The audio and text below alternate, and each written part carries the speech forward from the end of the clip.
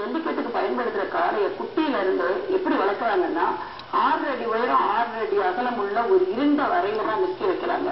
மனிதர்களே பார்க்க முடியாத அளவுக்கு வைத்திருக்காங்க.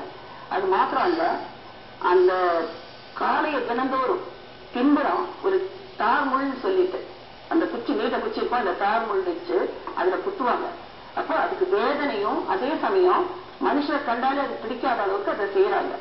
அது மாத்திரம் இல்ல, நல்ல உணவு கொடுப்பாங்க.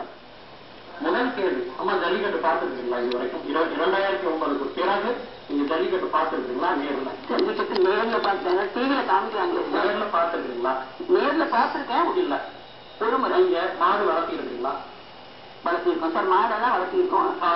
கண்டிப்பா காரையெல்லாம் வளர்த்திருக்கோம். அப்ப நான் சொல்றது கொஞ்சமாவது உங்களுக்கு புரிய ஆரம்பம். நான் சொல்றேன், அதாவது நீங்க ஜல்லிக்கட்டு காளைய ரூம்ல அடைச்சி வச்சு வளர்க்குறாங்கிறத கேள்விப்பட்டீங்க அல்லது பார்த்துதான் சொன்னீங்க? எங்க வாய்ப்பே இல்லை, வாய்ப்பே கிடையாது. நீங்க முன்ன பின்ன ஜல்லிக்கட்டு சம்பந்தமான இடங்களுக்கு போனதில்லை, நீங்க அந்த மாடுகளை வளர்ப்பதை பார்த்ததில்லை, அதனாலதான் அந்த வார்த்தை வருது. நீங்க சொல்றது